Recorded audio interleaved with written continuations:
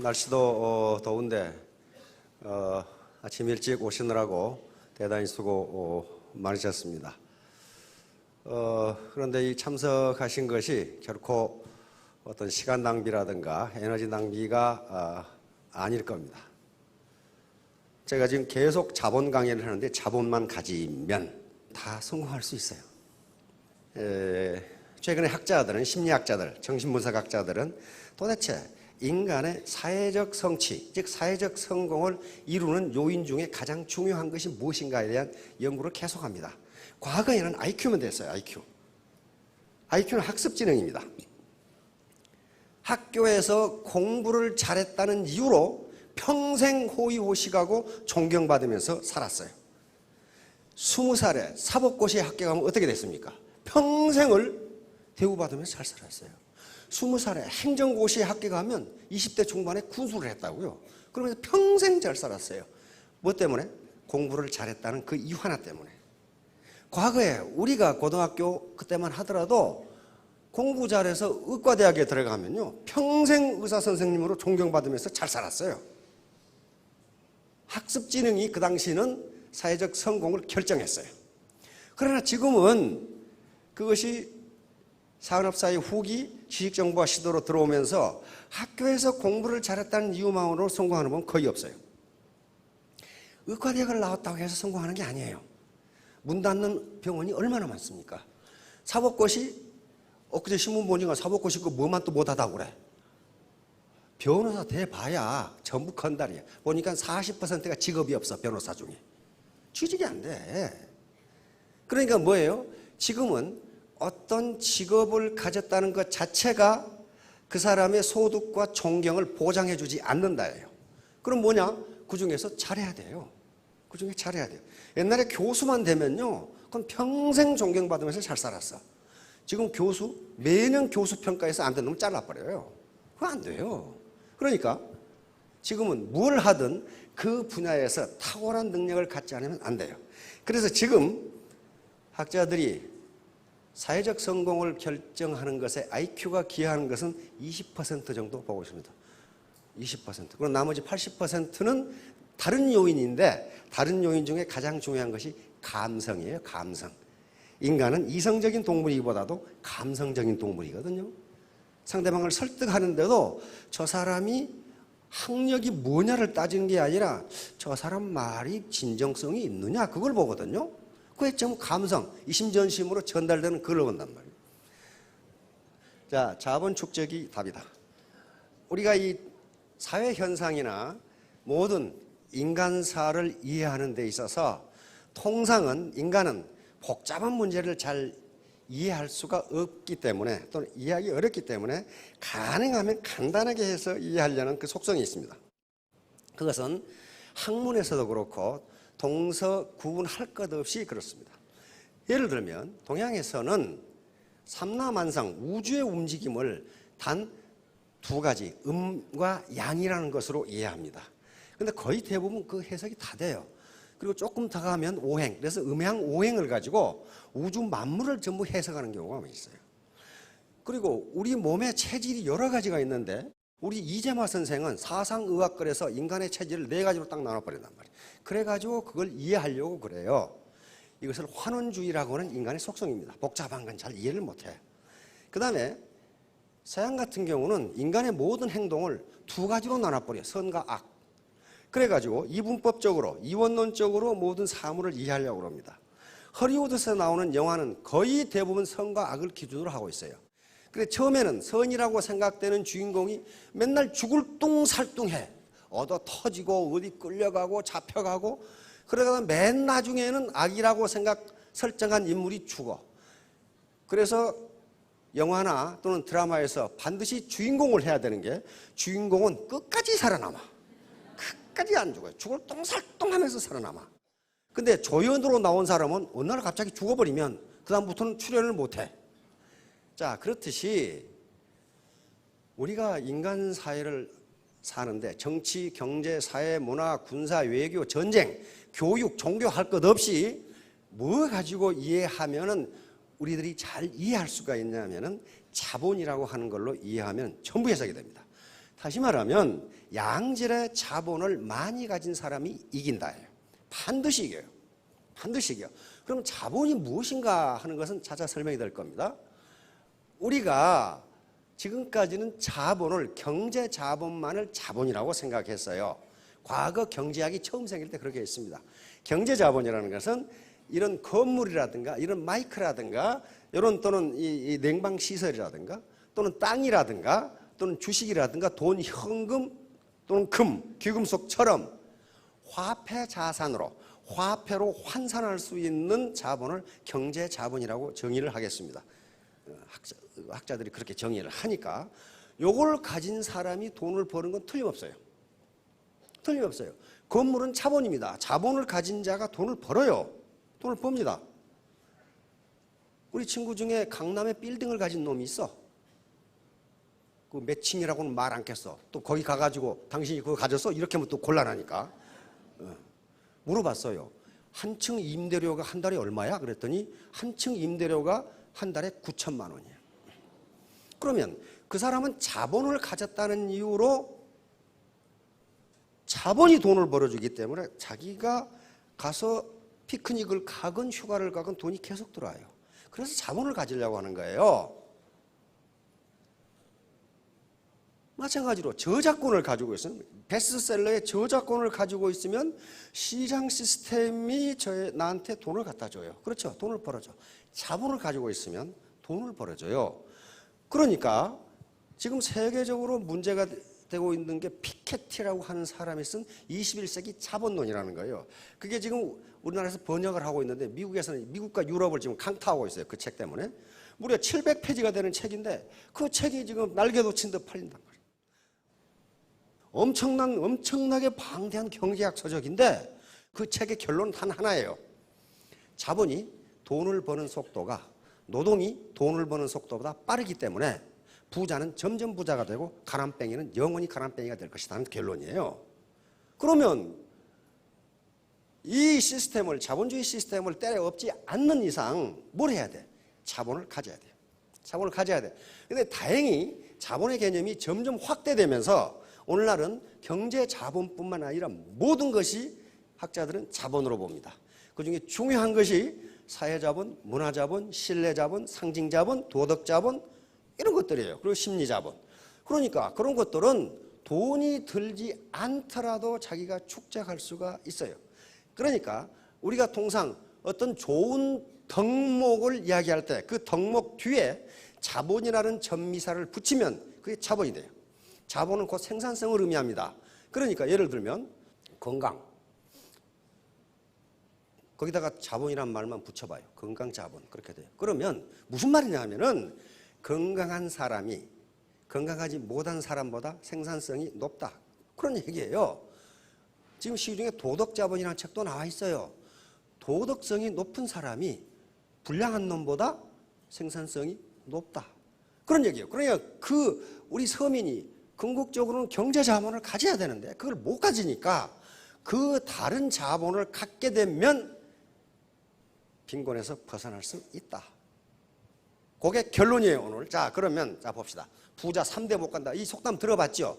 이건 조선시대는 맞아요. 그러나 지금은 맞지가 않아요. 지금은 3대 가면 망하는 게 아니고 3대 가면 더 부자가 돼요. 더 부자가 된다고. 지금 우리 이건희 회장님 할아버지 만석군 농부셨어요. 그렇죠? 막 부자였어. 그런데 이병철 회장 그 부친보다 더 부자가 됐어. 이건희 회장 3대째예요. 망해야 되는데 더 부자가 됐어. 다시 말하면 부자 3대 못 간다는 건 전통사회에서 이야기예요.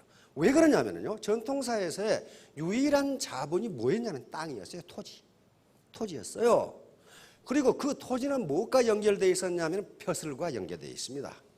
조선시대에서 땅은 개인 땅이 없습니다. 모두 누구 땅이에요? 모두 임금님 땅이에요.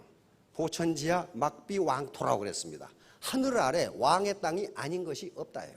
그러면 벼슬아처들이 가지고 있는 땅은 뭐냐 하면은 수조권이라고 하는 권리, 수조권. 그 땅에서 네가 소작을 주고 소작료를 네가 받아 먹어라. 그 수도권을 준 거예요. 그래, 세금 대신 그 사람들은 이 사람한테 뭘 내면 돼? 도지만 내면 돼. 그걸 준 거란 말이죠. 그러니까 그것이 벼슬과 연계되어 있기 때문에 아버지가 벼슬을 했는데 그 아들이 벼슬을 못하면 뺏길 가능성이 많아요. 그 다음에 조선시대에 토지 소득보다 더 많은 게 뭐였냐면 뇌물이었어요. 뇌물이요. 그럼 벼슬을 해야 어떤 놈이 뇌물을 갖다 주지. 근데 통상 아버지가 벼슬하고 아들이 벼슬하고 손자가 벼슬하고 하는 게 거의 없었어요. 그래서 3대를 못 간 겁니다. 다시 말하면 아버지가 천신만고 끝에 부를 일궈 놓으면은 아들은 한량이 돼. 한량이 돼가지고 축첩을 일삼아. 그래서 재산을 축내. 그 손자는 뭐가 되냐면 건달이 돼가지고 기생집 출입하다가 말아먹고. 그러니까 3대를 못 가는 경우가 거의 많았어요. 왜? 자본을, 토지자본, 경제자본만 물려줬기 때문이에요. 일반적으로 경제자본을 물려받아도 그 인간됨이, 인적자본이 축적되지 않으면 그걸 지킬 수가 없어요. 우리 주변에서 직접 보셨거나 말을 많이 들으셨을 거예요. 우리 동네에도 그런 사람이 있어. 평생 농사만 짓고 사셨어. 근데 그것이 어느 날 갑자기 광주시로 들어가가지고 공단이 돼가지고 국가에 소용해가지고 수십억을 줬어. 아이고, 농사 짓는 분들 몇천 평씩 하잖아요. 많은 경우는 막 몇만 평이에요. 근데 그 농사 지어봐야 소득 별로 안 돼요. 근데 공장 부지가 돼서 국가에서 보상해버리면요, 수십억이 돼버려. 그런데 그분은 성실한 농부셨지만은 그 수십억의 경제 자본을 다룰 만한 인적 자본이 되어 있질 않아. 인적 자본이 되어 있질 않아. 그러니까 어떻게 됩니까? 그때부터 그 많은 자녀들이 갑자기 자라기 시작해. 계속 찾아오면서. 그래서 계속 뜯어먹어. 계속 뜯어먹어. 다 뜯어먹으면 어디 가버리고 없어. 다시 말하면, 그래서 나중에 노후가 비참하게 됐어요. 다 뺏기고. 그 자본을 관리할 만한 인적 자본이 되어 있지 않은 거예요. 그래서 반드시 경제 자본이 주어진다고 해서 그것을 관리할 수 있는 능력이 갑자기 생기는 게 아니에요. 그런데 오늘날 부자가, 3대 가면 더 부자가 되는 게 뭐냐 하면은 부자들이 자식에게 경제 자본만 물려주지 않는다예요. 반드시 교육이란 걸 통해서 인적 자본을 물려줘요. 그리고 사회적 연결망이란 걸 통해서 사회 자본을 물려줘요. 그리고 커나오는 과정에서 문화 자본을 물려줍니다. 매너라든가 말씨라든가 이런 것들을 물려줘요. 학자들의 연구에 의하면 그런 연구들이 많습니다. 어째서 부가 세습되는가? 유럽 같은 경우는 상속세가 엄청나게 비싸요. 엄청나게 비싸기 때문에 상속세를 물고 나면 경제자본이 거의 안 남아. 그런데 어째서 부자들은 또 부자가 되는가를 연구하다가 경제자본 말고 다른 자본을 물려줬구나. 그 자본이 다시 생산성을 발휘했구나. 이 결론에 도달하게 된 겁니다. 도달하게 된 거예요. 그러면 우리도 경제자본이 없으니까 그런 자본을 갖게 되면 빈곤에서 벗어난다. 바로 생산은 노동과 자본의 결합으로 이루어지는데, 그러니까 우리 인간 몸뚱아리 하나하나는 그냥 물리적인 힘만 가진 노동이 아니고 이 안에 뭐가 들어있어요? 경험, 지식, 그 다음에 자기 훈련, 심리, 감성 이런 것들이 들어있는데 그게 자본이라는 거예요. 그러니까 우리가 발을 이렇게 옮기는 것은 내 자본 덩어리를 옮기는 거예요, 지금. 그래서 이 자본 덩어리가 자본의 양질이고 양이 많으면은 다른 파트너를 만나서 설득을 할 수 있어요. 그런데 그 양이 적으면은 설득을 할 수가 없어요. 그 의미예요. 자, 그러니까 이 자본이랑 원래는 토지, 노동, 자본 이렇게 생산의 3대 요소라고 그러는데 이런 것들이 결합돼서 생산이 나옵니다. 지금도 그래요. 지금도 이것은 변함이 없는데 토지와 자본 이걸 자본에 묶어버리고 토지도 자본이기 때문에 지금은 노동도 단순히 선천적인 물리적 힘만 가진 노동이 아니고 그 안에 기술과 경험, 지식이라는 것이 들어있으니까 노동 자체가 뭐다? 자본이다. 이렇게 보는 거예요. 그러면 이제 자본이 전부예요. 그래서 이 경제 현상 모든 전쟁도 자본을 많이 가진 자가 이기게 돼 있어요. 모든 전쟁도 다 그렇고 비즈니스도 다 그렇습니다. 자, 그런데 이 자본 개념이 확대됨으로써 다행인 것은 우리 서민도 자본을 가질 수 있답니다. 요 소는 자본입니다. 요 농부는 노동력을 가지고 있어요. 요게 하는 거다고, 요 놈으로 해보는 거다고 어디가 생산성이 높으냐 이거예요. 요걸로 하는 거다고 이 트랙터로 밀어보는 거다고 어디가 생산성이. 자본 집약도가 높은 사람이 같은 노동력과 결합을 해도 생산성이 높다, 소득이 높다 그런 말이에요. 전부 다 이런 것들이에요. 그런데 요 자본이 물적 자본이 뭐하고 연결돼야 되느냐? 나라고 하는 인간의 인적 자본과 연결되지 않으면 이 자본이 하나도 필요가 없어요. 로켓포를 줬는데 쏠지를 몰라. 쏠 줄을. 그러면 로켓포가 무슨 소용이 있어? 그 고철덩어리지. 그러니까 여기에 지금 알렉산더 대왕이고 나폴레옹이고 아이젠하워 원수, 메가더 원수, 마샤르 원수, 몽고메리 원수인데 이런 분들이 미국의 무기 체계와 결합하면서 히틀러와 대결을 했기 때문에 2차 대전에서 연합국이 승리한 거예요. 다시 말하면 무기 체계, 물적 자본 플러스 인적 자본이 풍부했단 말이에요. 물론 독일군에도 기라성 같은 장성들이 있었습니다. 롬멜이라든가 룬드스테드라든가 보크라든가. 그런데 히틀러라는 놈이 말을 안 들었어. 말을 안 들었어. 미국의 대통령 그리고 처칠은 말을 들었어요. 이 장성들이 하는 얘기를. 그래서 미국이 이긴 거예요. 자본을 가진 자와 못 가진 자의 대결. 내가 여러 번 말씀을 드렸죠. 요놈은 자본을 가진 놈이 못 가진 놈. 누가 이기겠어 이거? 예? 요놈은 자본을 가진 놈 못 가진 놈. 요놈은 가진, 웃기는 거죠. 대결이 안 돼요. 자본을 못 가진 놈이 큰 놈한테, 다시 말하면 동네 슈퍼마켓이 SSM한테 대결하는 건 요다고 똑같아요. 자식이 물었어 코를. 어떻게 됐습니까 이게? 죽는다고요. 이것이 자본의 힘이에요. 그 사람이 도덕적이냐 아니냐 그런 건 문제가 없어요. 영국과 미국의 폭동입니다. 2011년에 일어났죠. 영국은 자본주의가 생겨난 국가예요. 최선진 민주국가입니다. 폭동이 일어났어요. 미국 월가입니다. 월스트리트. 여기서 월스트리트 점령 시위가 일어났어. 왜? 여기 있죠. 1%, 99%.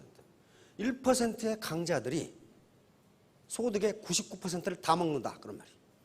99%의 약자들은 소득의 1% 가지고 겨우 연명하고 있다. 요게 자본을 가졌느냐 안 가졌느냐. 그러니까 사회 포럼에서는 뭡니까? Capitalism isn't working. 자본주의가 제대로 작동하지 않는다. Another world is possible. 또 하나의 세계가 가능하다. 지금 시위하고 있잖아요.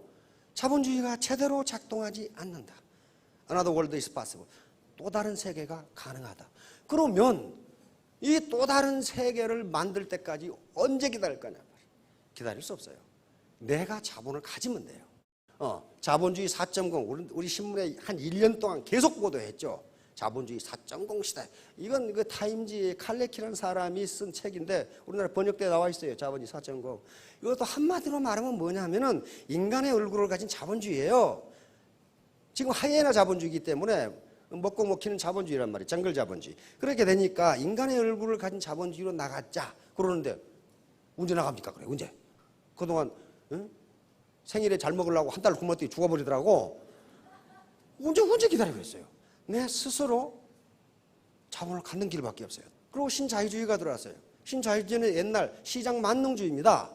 신자유주의. 그래서 바로 레이거노믹스 또는 대처리즘이라고 하는 건데 두 사람이 받아들인 거예요. 이건 뭐냐면은 두 가지 이론에 근거하고 있습니다. 아랫목, 윗목 이론. 아랫목이 따뜻해지면 시간이 조금 지나면 윗목도 따뜻해진다. 옛날 구들장에 살아본 어르신들 그렇게 되죠. 계속 풀 때면은 이게 뭐냐면은 부자가 점점 돈을 많이 벌면 나중에 가난뱅이들한테도 콩고물이 간다. 그런 얘기예요. 아랫목, 윗목으로. 그런데 아랫목이 불 들어가지고 타는데 윗목은 아직도 싸늘하더라. 지금 그렇게 돼버린 거예요. 그러니까 이게 안 맞다 이게. 그 다음에 트리클 다운 티어리. 낙수 이론이라고 합니다. 위에 부자들이 돈을 많이 벌면은 밑에 콩고물이 밑으로 떨어져 가지고 가난뱅이들도 먹고 산다. 근데 콩고물이 안 떨어져. 안 떨어지고 밑에 있는 콩고물이 위로 올라가. 다시 말하면 프랜차이즈를 5,000개씩 해가지고 동네 콩우두둑까지 다 빨아서 파이프라인으로 가버려. 그렇게 되지 그것이 다시 동네로 안 돌아오더라. 그런 얘기예요. 그러니까 지금은 나온 이론이 분수 이론입니다. 밑에를 밑에서 이 물을 뿜어 올리면 위에까지 올라간다는 그 이론이에요. 그러니까 서민들을 잘 살게 만들어주면 결국은 서민들은 뭐합니까? 물건을 사고 그 물건을 만드는 것은 기업이기 때문에 기업도 돈을 벌게 되어 있다. 그런 얘기예요. 근데 그게 맞는 것 같은데 언제 그걸 기다리냔 말이에요. 언제 싸움하다가 끝나고 한 달 굶으니까 죽어버리듯이 그거 기다리다가 죽어버린다고. 그래서 이 신자유주의가 실패했다는 걸 다보스 포럼에서 인정을 합니다. 다보스 포럼이 슈바브라는 사람이 만들었는데, 이 다보스 포럼은 전 세계 1%의 부자를 대변하는 세계적인 포럼입니다. 세계 경제 포럼이라고 하는데, 적어도 7억 달러 이상의 매출을 올리는 기업의 CEO라야 갈 수 있는 거지 가는 건 아니에요. 거기서 초청을 해야 돼. 어떤 사람이냐? 사회적으로 저명히 인사해야 돼. 저명. 그렇지 않으면 가지 못해. 그러니까 전 세계 1%의 부자를 대변하는 포럼이 이게 다보스 포럼인데, 스위스 다보스라고 하는 아주 고급 휴양지에서 열리기 때문에 다보스 포럼이라고 부릅니다. 그런데 이게 세계 경제의 흐름을, 앞으로 경제의 흐름을 결정해버려요. 여기서. 왜? 세계 기라성 같은 1000대 기업이 모이거든. 참석자가 2000명입니다. 1000대 기업이 모여가지고 누구조차고 경제정책을 하겠어요. 1000대 기업조차고 상위 1%. 근데 이것을 만든 사람이 바로 우리는 죄를 짓고 있다고 선언을 해버린 거예요. 현재 자본주의 체제로는 안 된다. 이렇게 해버린 거예요. 그래서 빌 게이츠가 참석했다가 창조 자본주의를 이제 말하게 됩니다. 2007년 다보스 포럼에서, 세계 1%를 대변하는 다보스 포럼에서 빌 게이츠가 한 얘기예요. 이건 뭐냐 하면은, 어떻게 가난한 사람들에게 시장을 통해서, 마켓 시스템, 시장 기구를 통해서 구매력이 돌아가도록 할 것이냐. 좀 어렵잖아요. 그러니까 어떻게 가난한 사람들에게 주머니를 채워줄 것이냐, 그 방법을 연설을 한 거예요. 그래서 그걸 창조자본주의. 우리는 이렇게 가지 않으면 안 된다고 지금 하는 거예요. 그러니까 상위 1% 부자들이 뭔가 문제를 알았다는 거죠. 가난은 나라님도 구제 못한다. 나라님 구제 못합니다. 국가의 거버넌스라고 하는 게 있어요. 국가 경영, 공공 경영이 잘 되면은 나라님이 구제할 수 있어요. 있습니다. 나라님이. 그런데 저는 여기서 이야기하는 게 현실이에요. 우리나라 현실은 나라님이 구제 못합니다. 왜? 재정이, 주고 싶어도 재정이 안 돼, 재정이. 우리나라 재정이라는 게 키 큰 놈 짧은 입을 덮고 자는 것 똑같아. 다리를 덮으면 가슴이 나오고, 가슴을 덮으면 다리가 나오고, 이게 다 덮을 수가 없어요. 그러니까 결국은 자기가 이불을 만들어서 덮는 수밖에 없어. 나라가 구제할 수 있는데 현실적으로 안 된다는 거예요. 그러면 이제 자기가 하는 길밖에 없어요. 자기 스스로 자본을 갖는 길밖에 없어요. 자, 독일 베르텔스만, 요게 국가 거버넌스, 다시 말하면 국가가 얼마나 잘 작동되고 있는가를 표준 지수로 나타낸 겁니다.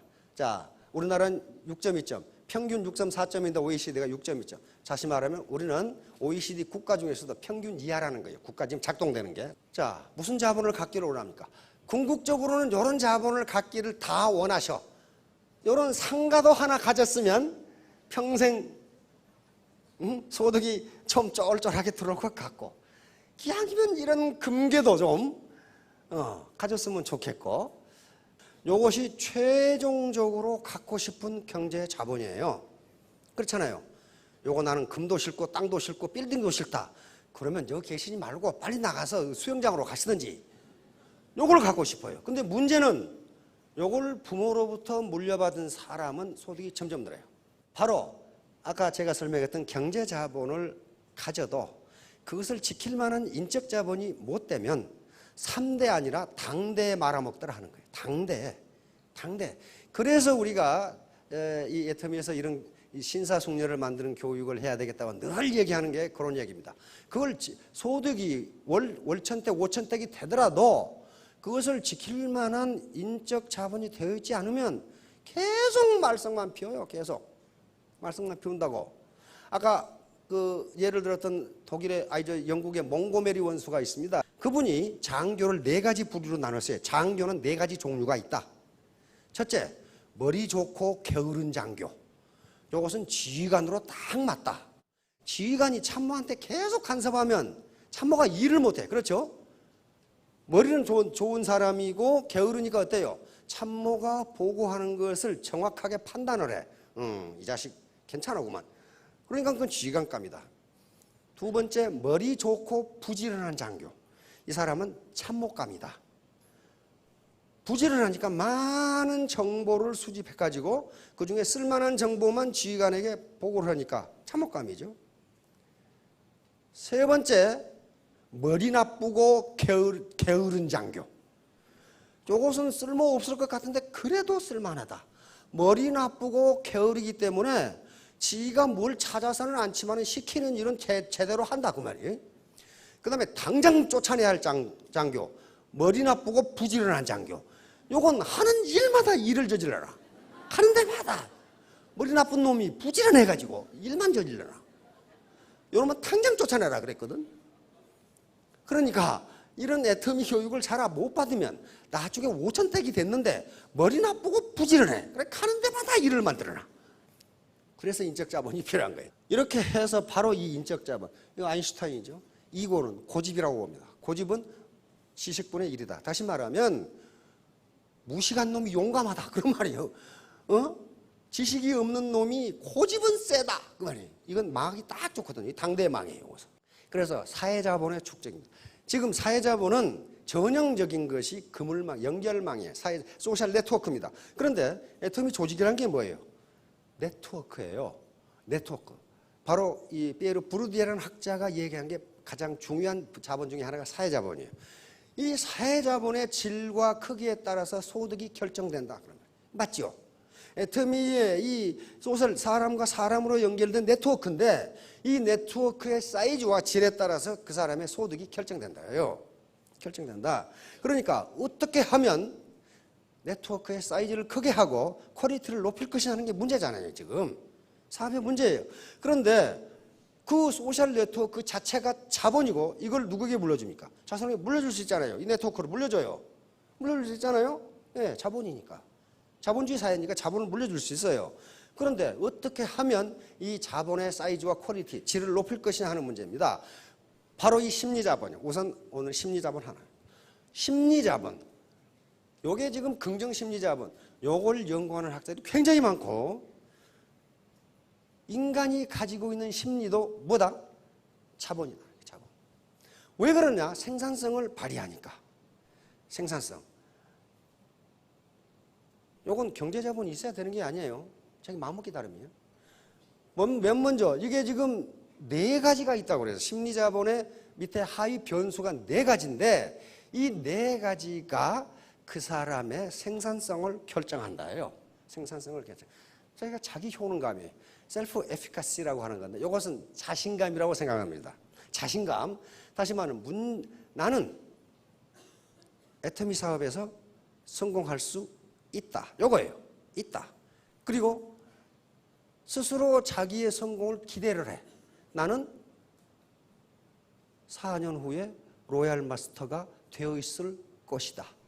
이걸 셀프 에피카시라고 해요. 자기 효능감. 자기 효능감. 많은 학자들이 긍정심리학이라는 학문이 생기면서 이 심리자본이 어떤 것인가에 대해서 계속 연구를 하는데 그중에 4개의 변수를 가려냈어요. 두 번째는 뭡니까? 낙관주의예요. 낙관주의. 현재도 나는 일을 잘하고 있고 미래도 나는 일을 잘할 것이다. 자신이 자기를 낙관적으로 생각하는 거예요. 낙관적으로. 이거 한다고 세금 냅니까? 이건 자기가 자기에게 하는 거예요. 여성분들은 오늘 가시기 전에 화장실에 가셔가지고 거울을 보면서 나는 어때 이렇게 이쁘게 생겼지? 그렇게 한번 생각해 보세요. 어제보다 더 이쁘네. 그러면 더 이뻐진다고 그랬어요. 그걸 뭐라고 그러냐면 매력자본이라고 하는 자본입니다. 매력자본. 시중에 베스트셀러 되어 있죠? 매력자본이라서 나와 있어요. 영국의 경제학 교수가 연구해요. 매력이 소득에 어떤 영향을 주는 거예요. 미국의 연방준비제도 이사회, 연방준비은행에서 과연 매력이 소득과 관계가 있는가를 연구하는 논문이 여러 개가 있어요. 있다요, 있다. 매력적인 사람이 돈을 많이 번다. 승진이 빠르다 하는 결론이 딱 나와 있어요. 그럼 누가 매력적이냐는 거예요. 누가 매력적이냐? 매력 중에 하나는 미모가 들어갑니다. 근데 미모가 매력에 차지하는 비중은 그렇게 크지 않아요. 그럼 매력이란 건 뭐예요? 자기의 현재 생긴 모습 플러스 열정, 자신감이 들어갔을 때 매력이 나와요. 어떤 아가씨가 열심히 일하는 걸 보면 굉장히 매력적으로 보여요. 굉장히 매력적으로 보인다고요. 그 매력 자본이 소득을 결정한다. 자기가 자신감을 가지고 매력적이라고 생각하면 매력적이라는 거예요. 지금 뉴스에서 계속 나오는 박수경인가 하는 여성 있죠. 그 정도 미모는요, 여기 그 정도 미모를 가진 사람은 천지야. 근데 뭐 때문에 네티즌들이 그 난리 법석이냐 하면은 그 꼿꼿한 모습이 확 가버린 거예요, 그냥. 그 당당함에 간 거예요. 그러니까 매력은 그냥 보통의 미모에다가 열정과 자신감을 가진 셀프 에피카시를 가지면 그 사람이 매력적으로 보여요. 매력적으로 보입니다. 혹시 여기에 처녀 있으면은 처녀들 총각들이 있으면은 매력적으로 보이려면 셀프 에피카시, 자기 효능감. 나는 언제까지 스타마스터가 될 수 있다. 그리고 나는 그렇게 될 것이다 라고 기대하면 되는 겁니다. 호흡, 낙관주의. 희망은 목표를 달성하는데 애터미 사업 쉬운 게 아닙니다. 여러 가지 장애물이 있는데 그 장애물을 나는 이겨낼 수 있다. 이겨낼 수 있다. 그리고 그 방법으로 안 되면 나는 다른 방법으로라도 내 목표를 달성하겠다. 여기 희망이에요. 희망. 그 다음에 마지막으로 회복탄력성. 이게 굉장히 중요합니다. 회복탄력성. 이것은 반드시 모든 일을 할 때 어려움이 닥치고 좌절을 하게 되는데 그 좌절을 딛고 다시 튀어오르는 거예요. 즉 재도전하는 용기, 이걸 회복탄력성이라고 그래요. 그래서 이 네 가지가 바로 긍정 심리자본을 형성하는 가장 중요한 변수인데 이게 뭐냐면 이것은 인적 자본, 지식이나 또는 사회적 연결, 사회자본보다 상위 개념이다 그랬어요. 왜냐하면 아무리 지식이 많아도 비관주의적이거나 자기 효능감이 없으면 이를 달성하지를 못해요. 지식이 있어도 그렇단 말이에요. 근데 문제는 이제 그러면 이 상태는 훈련해서 될 수 있느냐가 문제예요. 만약에 이게 선천적이라면 부모 타도가 앉아 있으면 돼. 근데 학자들의 많은 실험에 의하면 이것은 훈련으로 달성이 가능하다예요. 그러면 이걸 갖지 못하는 것은 누구 책임이에요? 내 책임이지 부모 탓이 아니에요. 부모 탓이 아니라고요. 요 긍정심리 자본을 축적이 아니라 축적하는 데 있어서 이 시스템 차별은 굉장히 중요합니다. 왜냐하면 여기 모이신 분들이 전부 긍정적인 마음을 가지고 오셨다고요. 나는 애터미에 참석해서 망하겠다. 그렇게 온 사람 누가 있어요? 성공하겠다. 이렇게 오신 분들이에요. 그러면 기 중에서도 가장 좋은 기가 사람의 긍정적인 기랍니다. 어르신 아시겠지만은요. 시골의 초가집에도 사람이 살면 안 무너져요. 근데 사람이 떠나고 나면 3년 만에 다 무너져. 그래서 건축학자가 글을 써놨더라고. 사람의 기 때문에 그런데요. 사람이 살면 그 집이 안 무너진대요. 떠나버리면 내 학교 폐교에 가봤더니 어떤 놈이 유리창은 다 깨놓고 칠판은 다 뜯어놓고 그 할 일 없어. 어떤 놈이 할 일이 그렇게 없는지 모르겠어.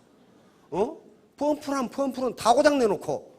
그러니까 사람이 살지 않으면 그렇게 폐가가 돼버려.